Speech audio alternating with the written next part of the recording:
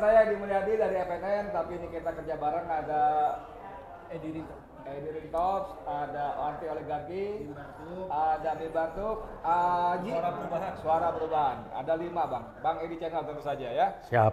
Oke, kita tadi habis ngobrol-ngobrol dengan sejumlah senior dan kita culik dulu 2 senior di antaranya, jangan buru-buru pulang. Diculik. Bang Taufik Baudin yang kita biasa sebut Bang TB. Sehat Bang ya? Siap, alhamdulillah. Usia yang cuma usia 36 sekarang ya? Berapa? Sekarang 37 lah. 37. 37. 73. 79. 79. 79. 80. Beda-beda dikit ya apa saya? Beda tipis. 21 tahun selisihnya, Masya Allah. Bang Muslim Ardi, ya. Gimana Bang, sehat Bang ya? Alhamdulillah. Masih kencang terus di jalan ya? Alhamdulillah terus kemarin juga turun terus. Mantap. Malah kami, saya sampai Egi ke Bawaslu itu dikepung Iya. oleh masa bayaran. Saya lihat. 4 jam kami bertahan. Iya. Cuma NTT. Ya anak-anak adik-adik juga ya kan. Oke, saudara sekalian, ini kita manfaatkan betul senior kita untuk bicara persoalan yang terakhir menggema ya. Ada petisi 100, ada 100 tokoh dan sebagainya segala macamnya yang semuanya bermuara pada kecurangan pemilu yang PSM ya. Ya. Dan kemarin menariknya tokoh-tokoh yang dikomandani oleh Profesor Din Samsudin, Ya. kira hadir juga ya. Ya. Abang kedua, itu sudah ada beberapa poin yang menarik Bang. Betul. Salah satu poin penting yang saya ingin garis bawahi adalah tidak percaya pada MK. Ya. Ya, Kan? betul. Ya. Tidak akan membawa ke MK karena sangat diduga tidak adil, tidak imparsial, Ya. dan menjadi bagian dari rejim curang. Betul. Sama juga bohong. Sama juga bohong. Oke, sekarang Abang mau kritisi yang sebelah mana dulu nih? Fokus aja lah ya, bulak-balik. Yang pertama, kembali ke masalah KPU. Jadi saya mengatakan, saya ingatkan dan saya minta masyarakat koreksi saya kalau keliru. Kasus KPU itu bukan cuma sekedar kecurangan apa? Dibilang masalah etika. Oh, etik. Pelanggar ini kriminal. Kriminal yang direncanakan. Saya jelaskan kenapa dari mulai penerimaan Gibran yang nggak jelas sekolahnya, usianya juga bertentangan dan lain sebagainya. Terus sampai ketika orang mulai rame, Bawaslu mulai masuk dengan memberikan sanksi berupa peringatan keras. Terakhir sebagai pelanggaran etika. Selamat. Komentar saya sederhana. Lu belajar di mana ya? Yang ngajarin lu ini masalah etika, suruh ketemu gua. Nah, kan gampang. Kenapa ini? Masa ini dibilang pelanggaran etika? Orang kriminal kok etika? Tahu nggak etika itu apa? Etika itu adab, sopan santun, pelanggaran norma-norma perilaku. Kalau udah kriminal, kejahatan, itu sudah bukan urusan etika. Tapi hukum. Masalahnya hukum kan kita tahu Bang, seperti kata Profesor Denny Indrayana bahwa hukum itu menjadi alat penguasa untuk kepentingan. Iya, lepas hasil itu normal aja. Orang nggak beres kan begitu. Hukum dikuasain dulu. Karena saya angkat topi. Kemarin dari petisi itu berapa orang menggugat ke Barreskrim tangkap untuk KPU harus ditangkap itu. Iya, ini kan beliau ini jalan sebab ini kriminal. Bukan cuma aspek kriminal biasa, tapi membuat publik mengarahkan publik membenarkan terhadap tindakan kriminal. Ini kan udah ngerusak. Bang, saya bisa tambahin ya. Jadi gini, ini kan kriminal ini yang paling konkretnya itu adalah persoalan server ya. Server ini kan dihubungkan dengan Singapura, dengan China, dengan Perancis yang punya Alibaba.com yang itu adalah Jack Ma. Ini penasehat e-commerce, penasehat ekonomi. Nah ini kan sudah berarti bagaimana data ini dijual ke asing. Ini pelanggaran berat, hukum mati. Itu udah kedaulatan dan harus hukum mati ini. Jual negara ini. Nah, masalah gini Bang, salah satu pembicaraan kita adalah bahwa seperti kemarin Abang dengar saya bertanya pada tokoh-tokoh terhormat itu. Kan acara-acara serupa seperti itu, tuntutan, seruan, pernyataan, ya, sampai tingkat yang paling dianggap keras pemakzulan segala macam itu kan terus digaungkan. Tapi sejauh ini kan siapa yang mengeksekusi? Ya kan Bang? Siapa mengeksekusi? Tadi Abang bilang gantung hukum mati, yang siapa mengeksekusi? Karenanya itulah mereka, Jokowi khususnya, mengendalikan polisi. Polisi dikendalikan habis. Karena dia pintu pertama. Setelah polisi dikendalikan, lembaga-lembaga hukum udah dikendalikan. Yang mereka belum bisa dan akan kendalikan berusaha adalah 2. TNI, satu lagi umat Islam. Ini yang mereka tunggu 2 ini aja nih. Jadi bagaimana ya? Yang ngeri sebetulnya adalah ramai juga sudah diomongin. Kalau kita bukan memprediksi yang nggak benar lah. Kita mengatakan andai kata mereka sampai menang, dimenangkan dengan cara apapun dan jadi capres dan capres yang nggak benar ini, kalau Prabowo dikerjain, terus yang jadi capresnya, yang jadi presidennya siapa? Lah jelas kan? Anaknya lah pasti. Iya.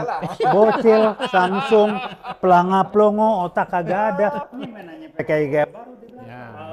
Jadi orang kalau nanya saya, kenapa sih takut betul kalau sampai yang takut bukan saya Jokowi yang takut betul. Kalau ini sampai rubuh, dia sudah pasti dikerangkeng beserta anaknya, keluarganya dikerangkeng. Dan beberapa pejabat yang terkait, khususnya Erick Thohir, harus tanggung jawab dan lain juga. Nah, yang jenaka buat saya, ada menteri yang namanya Bahlil, urusannya apa jadi kayak jubir. Sampai saya bilang, jubir siapa? Jubirnya Jokowi. Ngomong sampai saya bilang, lu menteri investasi urusannya apa? Itu yang pertama. Kedua, ngomong lu kok nggak cerdas bener ya, bikin malu aja. Jadi saya bilang, kalau kita bilang GOB dan seterusnya nggak ya. GOBLO ya? Iya nggak susah. Kok jadi ngomongnya nggak? Kalau guyonan bilang, kalau mau bohong, harus bos juga tukang bohong. Tapi jangan niruin bos lu, bohongnya bohong yang bego. Kalau bohongnya cerdas supaya kita enak, itu aja lah. Muslim Pardi, abang kan terus di jalanan ya, di mana namanya, di pengadilan, bahkan dari salah satu prinsipal yang menggugat. Nah persoalannya, kemana ujung gerakan kita yang terus ini, sementara Jokowi emang gua pikirin. Betul. Nah gitu, gimana? Ya, jadi gini, saya garis bawah itu, tapi ada hal yang paling penting. Menurut saya, dalam catatan saya, pemilu yang paling buruk ya, dalam sejarah Indonesia, dari zaman Soekarno sampai hari ini, reformasi ini sekarang. Ya. Kenapa? Karena presiden itu sekaligus ketua tim sukses. Nah, ini dengan demikian seluruh perangkat KPU, Bawaslu, DKPP, MK dan lain sebagainya, semua ini menjadi tim ses, termasuk menteri-menteri sebutkan tadi itu. Ya. Jadi oleh sebab itu dalam persoalan ini saya sangat sepakat kalau kemudian sama-sama masa kita datang ke Bawaslu untuk mengatakan bahwa ini curang. Dan kita minta Bawaslu membatalkannya. Membatalkan hasil Pilpres sekarang ini. Terus solusinya pemilu ulang? Pemilu ulang. Kenapa ini gagal ya? Karena apa? Secara etika dilanggar. Secara moral dilanggar. Ya kan? Kenapa? Tadi itu, Bang Taufik bilang bahwa polisi, saya, Egy, dan teman-teman TPU melaporkan tentang persoalan Anwar Usman itu ke Polda, sampai hari ini tidak ada jawabannya. Satu. Pasti. Melaporkan ke Barreskrim, ya kan, tentang nepotisme juga sampai hari ini. Jadi menurut saya, 2 laporan ini yang tidak ditindaklanjuti oleh kepolisian ini menyatakan bahwa polisi adalah bagian daripada persoalan menghadapi Pilpres ini. Bahkan saya dalam tanda kutip mengatakan jangan-jangan memang ini tim ses dia. Nah, jadi kalau polisi sudah menjadi tim ses, ya kan, kemudian ada mobilisasi di lapangan kepala desa, ya kan? Lalu kemudian KPU seperti itu, Bawaslu seperti itu. Terus apa yang kita bisa harapkan? Nah, oleh sebab itu, yang ingin saya angkat bahwa negeri ini terpulang ke kita. Apakah kita mau begini terus atau kita bangkit? Diam tertindas atau bangkit melawan. Itu persoalannya. Cuman yang lebih berat lagi, kita ini dijual ke Cina. Itu yang paling berat. Cina. Itu yang paling ngeri, dikendalikan dari sana, dananya dari sana. Jadi republiknya mau digadaikan. Kenapa? Mulai ramai isu. Mungkin benar enggak. Jokowi itu namanya Jokowi. Kemudian ada medsos, bekas pacarnya Kaisang cerita, Kaisang ngaku bahwa dia juga ada keturunan Cina karena ibu dia. Buat saya etnisnya nggak penting lah ya. Tetapi jangan itu menjadikan untuk jual beli, kan nggak bener gitu. Bang, balik ke awal tadi abang bilang, ini kriminal. Kriminal. KPU. KPU sangat Coba, kriminal. tolong dijelasin sama penonton kita semua ini, kriminalnya di mana? Kenapa disebut kriminal? Kriminal. Yang jelas aturan KPU mengatakan capres dan cawapres itu usia minimal 40 tahun. Dia yang bikin aturan, dia tahu dia langgar. Dia langgar dengan sadar segala. Itu yang pertama. Kedua, perangkat-perangkat segala macam disiapkan secara terencana, terstruktur dan sistematis serta masif untuk memang melakukan hal-hal yang nggak benar, merupakan penipuan, pemalsuan, permainan macam-macam yang saya bilang ini kriminal, bukan etika. Kalau etika itu ketua KPU-nya main-main, esek-esek, nah itu baru etika. Kenapa? Karena ceweknya tidak dipaksa. Itu etika. Ini yang belajar etika di mana, Bapak Bung? Yang dibahas Bapak lu belajar di mana ente? Soalnya kan kalau kita nonton komen-komen di YouTube video kita di beberapa, omong doang, bla ayo aksi, ayo turun apalah gitu nah. Nah sekarang kalau memang Bang TB yakin bahwa KPU memang kriminal, siapa yang memberikan eksekusi sanksi hukum kepada KPU ini? Ya kalau ngomong formal ya mestinya polisi, kejaksaan. Udah omong kosong lah. Jadi apa? Ya people power, geruduk, selesai. Itu aja nggak ada pilihan. Kenapa begitu? Nggak ada pilihan disuruh begitu. Cuman orang bodoh yang masih berusaha dengan lapor sini. Udah ada lapor, nggak ada. Ngapain lagi? Nunggu begini nih. Lapor. Kemarin polisi jangan, dia juga ditekan barangkali diancam. Oke, kalau abang sependapat dengan ujungnya people power. Jadi begini kan, people power ini kan suatu keniscayaan. Oke. Di mana suara rakyat, ya kan, di mana nurani rakyat, di mana akal sehat rakyat itu sudah terbelenggu. Nah, sehingga misalnya begini kan, masa iya sih saya nyolok misalnya si A, kok suara saya dicolong pindahkan ke si B? Kan ini kan udah kriminal. Kriminal ini namanya. Ini kejahatan. Nah, jadi people power itu kita mulai dari kampus-kampus, para guru besar, ya kan, para tokoh-tokoh termasuk yang kemarin itu, ya kan. Jadi tidak hanya sekedar menyatakan statement di ruang AC yang nyaman saja. Tapi saya meminta tokoh petisi 100, tokoh 100 yang kemarin di Hotel Sultan itu turun, ya kan, ke KPU ataupun Bawaslu. Supaya masyarakat tergerak, oh iya betul, mereka serius. Jangan sampai kemudian pertemuan itu dianggap nanti ada negosiasi, ujungnya kan itu ya masalahnya kan.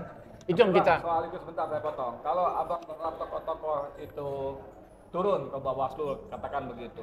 Kan kemarin juga dalam pernyataannya Bang Din Samsudin bilang karena itu gerakan moral.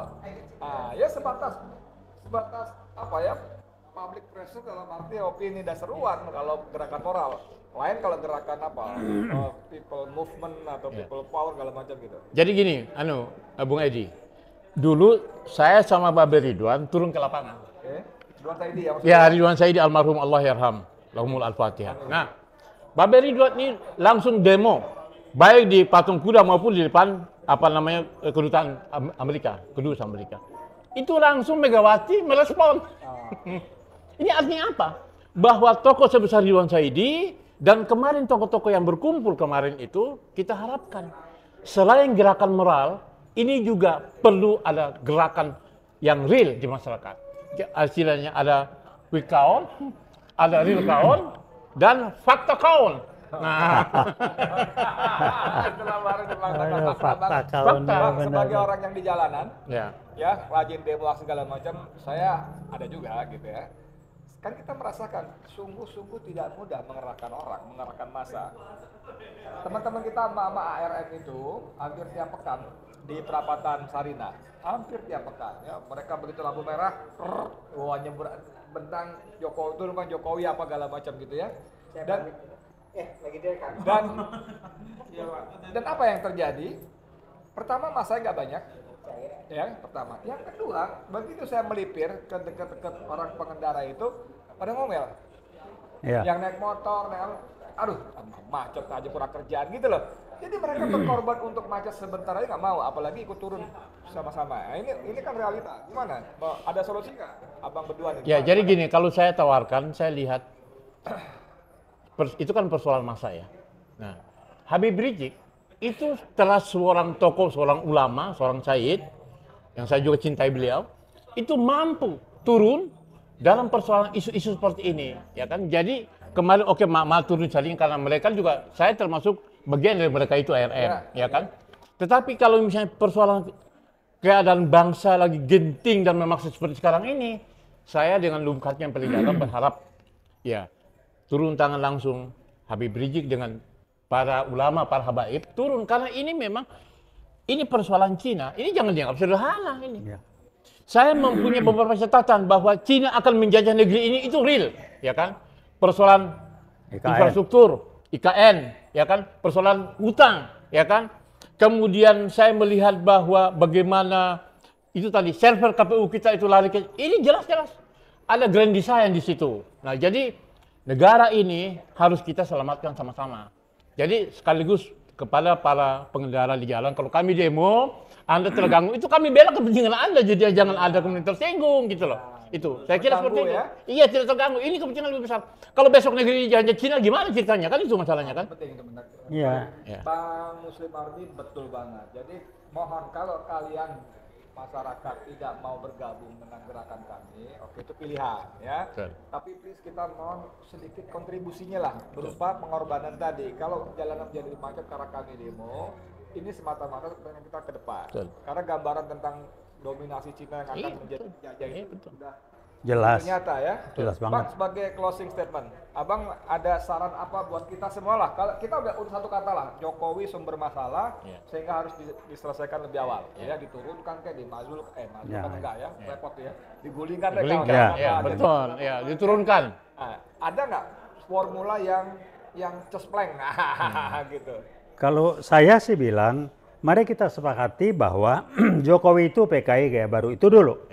Makanya kelakuan dia itu ya kelakuan PKI gaya baru, di belakangnya ada yang namanya XPRD, bermain semua, mengendalikan semua.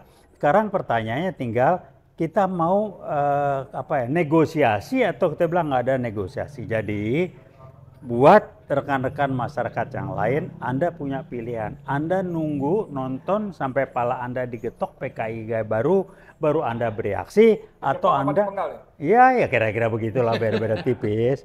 Kalau udah ketok pakai palu kan ringsek pelanya kan.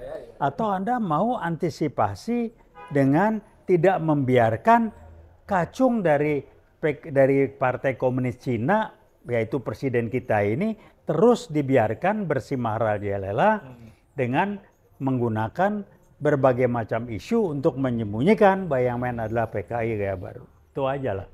Kapan mau bangun? Ya, jadi saya melihat bahwa resepnya apa? Obsesi 3 periode sebagaimana Xi Jinping, ya kan 3 periode ini, saya kira ini apa nama, bukan mirip-mirip lagi. Jadi ini betul-betul kalau dibilang boneka, dibilang bahwa ini proksi, ya kacung. Nah, bahasa itunya, bahasa anak-anak mudanya. Jadi saya melihat bahwa ada kepentingan besar China untuk bagaimana mempertahankan dengan berbagai contoh, misalnya begini kan, itu Jokowi datang pertemuan Chengdu, Bang Chengdu, itu jelaskan ini sudah di akhir kekuasaan, dia mau menggelontorkan pinjaman sebesar 175 triliun, itu gimana ceritanya kan? Buat apa tuh? Buat duit? Apa coba? Nah itu. Apakah uang itu tidak untuk memenangkan, memperpanjang kekuasaan dia kan, itu masalahnya? Buat, kan? Tapi yang bayar negara. Nah itulah masalahnya kan. Oke, sekarang balik ke pertanyaan sebagai closing statement. Ya. Apa punya jadi konsep apa? Konsep saya menghimbau Habib Rizik dengan umatnya, teman-teman di kampus, para guru besar, ya kan, dan masyarakat semuanya yang cinta negeri ini, mari kita sama-sama, ya kan, menyelamatkan negeri ini dengan menurunkan Joko Widodo. Siap. Oke, saudara sekalian, saya juga mau kasih closing statement. Please ya teman-teman yang kerjanya ngomelin kita-kita, nyinyir omdo, omon segala macam, kalau nggak turun percuma. Ya sekarang lu ngapain? Ngomel-ngomelin kita, gitu ya. Lu gabung nggak ke kita, ikut-ikut gitu loh ya. Please deh, nggak usah nyinyirin orang lain. Tanya sama diri sendiri, gue udah ngapain untuk nurunin Jokowi, untuk menyelamatkan negeri, kan gitu ya? Ya, udah ngapain? Jangan ngedumel harga mahal doang, listrik naik, pajak naik, jangan ngedumel begitu. Gitu ya. Mudah-mudahan bermanfaat dan kita tutup dengan doa semoga Allah menolong kita. Amin. Menyelamatkan rakyat Indonesia, bangsa Indonesia. Amin. Mulyadi untuk FNN, untuk Indonesia lebih baik. Assalamualaikum warahmatullahi wabarakatuh.